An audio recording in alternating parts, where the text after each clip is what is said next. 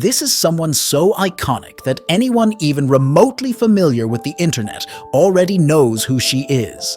I know you've got your guess ready. But I can tell you right now, without even seeing it, you're wrong. This isn't who you think she is. Or at least, not just who you think she is. There's a lot more to her than that. You see, this girl who looks like Ilya to you isn't just Ilya. She's a combination of several beings fused into one. She's composed of Freya, Cetanai, and Louhi, all manifesting within Ilya's body. So what's inside isn't really Ilya anymore. Well, she still resembles Ilya a lot in terms of personality though. But that's just a small example of this. And honestly, the same goes for all of these characters. At first glance, they look normal. Maybe just cool looking thanks to their designs, but behind that, each one hides a bizarre origin. They're literally made from multiple beings fused into one. Their identities aren't entirely their own, and that's what makes these composite characters so fascinating. But as fascinating as it is, I do feel like there's something dark in this concept. And today, I want to take a quick look at the ugly side of this phenomenon, and maybe dig a little into just how dark this idea really is. Before we go on, fair warning, this video is gonna have heavy spoilers for some parts of the series, so don't say I didn't warn you. But hey, you're still here, so let's keep going. Before anything else, let me make sure we're on the same page. You see, the concept of combining multiple beings into one entity has actually been around for a long time. I guess you could count Jack as an existence made up of wraiths, or even the alter egos. But the proper introduction of this idea in FGO starts with the Shinjuku chapter. This chapter introduces us to the appearance of entities known as phantoms. Basically, phantoms are spirits too weak to become heroic spirits on their own, so they have to fuse with another phantom to exist as a complete heroic spirit. We can see this clearly in the servants from Shinjuku. For example, the Avenger class is a combination of Hessian, the headless soldier, Lobo, the giant dog, and Dr. Jack Griffin, who gives them their special invisible power. And from that fusion, we get the amazing Hessian Lobo design we all know and love. The same goes for the Assassin, made up of Yan King and a doppelganger, and even other cases as well. In fact, even among our own Chaldea crew, we have a composite character, Captain Nemo. He's literally a fusion of the heroic spirit Nemo and the divine spirit Triton, since his master Sion didn't have a proper summoning foundation. Well, that's just scratching the surface. It's fate, so naturally they go wild. Phantoms, outer gods, divine spirits, other servants, a lot more. Also, I threw in outer gods because honestly, I feel like they kind of fall into this category too. You guys can correct me in the comments if I'm wrong though. But even though this concept sounds like an amazing breakthrough for character design, I realize something. The idea of this kind of magecraft actually gets a lot creepier once you think about it. Of course, I'm talking in-story here. There's no such thing as composite souls in real life, hopefully. You see, composite characters work because there's at least some kind of communication between the spirits involved. Whether it's forced, reluctant, or done by agreement, they still share a goal, or at least understand each other enough to function. Sometimes it's because someone made a contract, sometimes it's just convenience. Maybe they're both evil, both good, or just mutually beneficial. That's how the proper fusion is. Whether it's a phantom, an outer god, a divine spirit, or even another heroic spirit. They coexist in one form. Usually it's 2 or 3 entities merged together, working under one mind. Let's take a look at the big dog I mentioned earlier, Hessian Lobo, which has 3 beings inside. You see, they work perfectly because Hessian's rage lines up with Lobo's desire for freedom. They're stable, moving as one. Same with Jack Griffin. I think he's only fused with Jack Griffin in Shinjuku, but he's the one responsible for that annoying invisibility, the reason Hessian gets that evade skill in the game.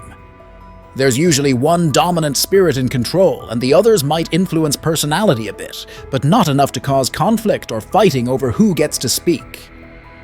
See, all good so far, but things change once that harmony starts to crack. Every spirit involved is still sentient. They all have their own thoughts and will, and that's where things get terrifying.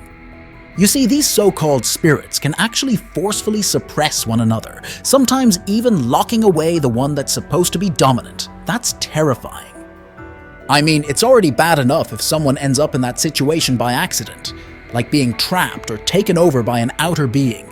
But what's worse is when you're tricked into it, when everything seems fine at first, but then halfway through, the control shifts and the other spirit takes over completely.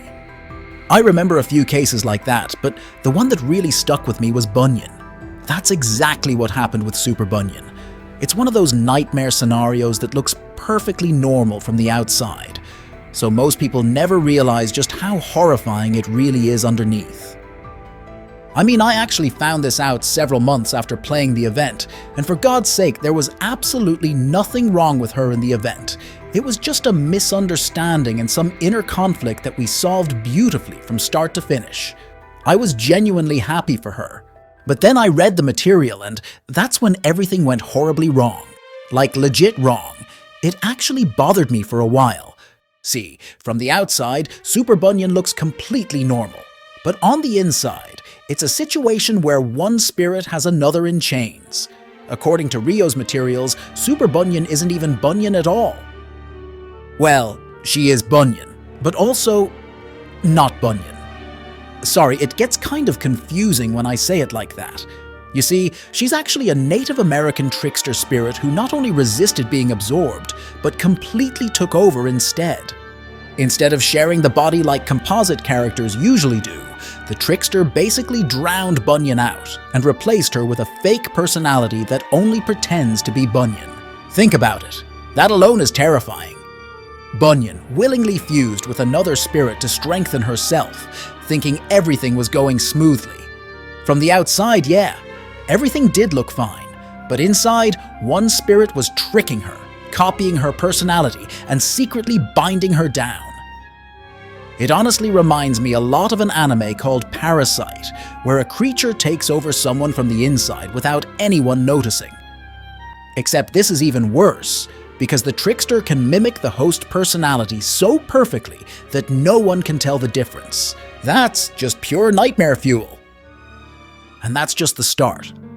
Bunyan's will was actually strong enough to trap the trickster inside her mind, which is the only reason she still appears as Bunyan. So the trickster doesn't even realize he's the one wearing Bunyan's personality, and Bunyan's true personality is still there. But because it's not really her anymore, it's heavily distorted by the trickster. What a complete mess of a situation. What's worse is that this only lasts as long as she keeps pursuing her goal, her quest, her journey, whatever she's searching for. If Bunyan ever finds peace or finally lets go, that persona disappears and the trickster returns in full. And the character we know as Super Bunyan will be gone forever. Yeah, absolutely insane. So this is basically a guaranteed bad ending for her, because if she ever manages to finish her journey, she'll be taken over forever. Or more like, she'll disappear from her own mind, turn evil, and someone will have to take her down.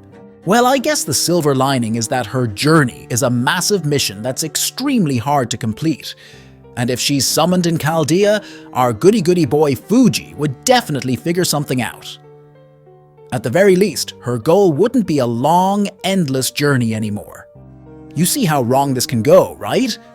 This basically shows that a phantom can hijack someone's body, rewrite their personality, and even trick them into accepting the whole thing. Instead of being absorbed the way it's supposed to work, it becomes the one doing the absorbing, a complete reversal of the normal fusion rules.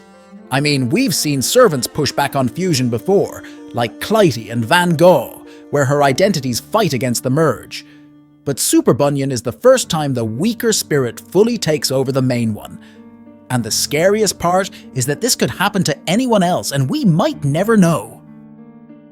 It really drives home how this whole soul combination phenomenon isn't just unstable, it's practically a ticking time bomb. If even one spirit inside that fusion decides to rebel, the entire being can turn into something completely different. Or worse, something pretending to be the person we thought we knew. So yeah, that's the little bit of digging I did on this weird yet fascinating concept of fused characters. Obviously, there are way more composite characters in this series, each with their own circumstances and situations. So if you want to share something, feel free to drop them in the comments. For now, share this video somewhere and subscribe for more. See you next time.